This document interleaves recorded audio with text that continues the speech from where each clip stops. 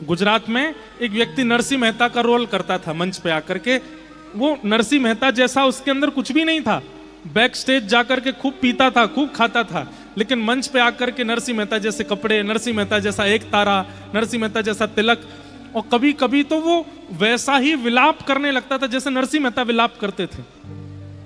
1 साल, 2 साल, 10 साल, 15 साल, 20 साल हो गए उसको मंच पे नाटक करते हुए।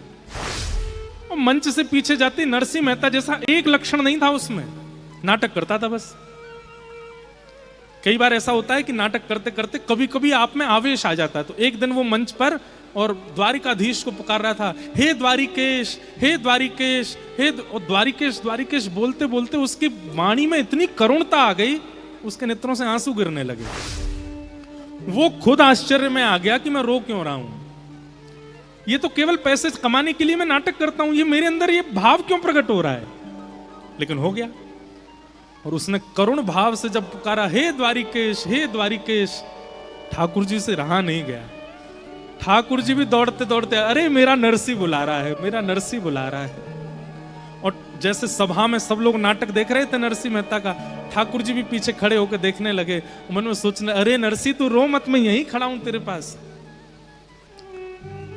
नाट्य जैसे ही पूरा हुआ, पर्दा लगा, तो सब लोग पात्र नीचे उतर गए। ठाकुर जी व्याकुल हो गए, अरे मेरा नरसिंह कहां चला गया।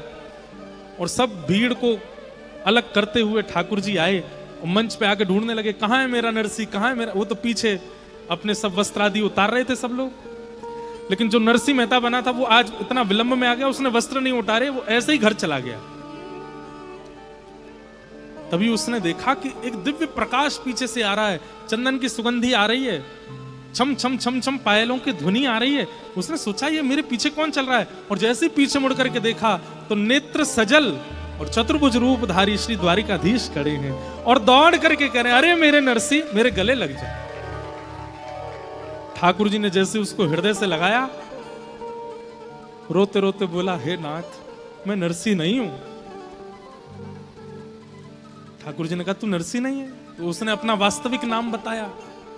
इतना सुनते ही ठाकुर जी व्याकुलता में अंतर ध्यान हो गए।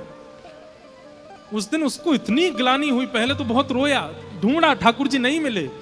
फिर मन में भाव आया, मैं जीवन भर केवल नाटक करता रहा नरसिंह मेहता का, और उस नाटक में केवल नाट्य करने से, जिसका मैं पैसा लेता हूं, उसकी वजह से मुझे ठाकुर जी मिल गए। अगर मैंने जीवन में एक लक्षण भी नरसिंह मेहता का ले आया होता तो ठाकुर जी कब के मिल गए होते, मेरे पास ही रुक जाते, मुझे संगे ले जाते, ऐसे ऐसे मिलकर के बिछुड़ नहीं जाते।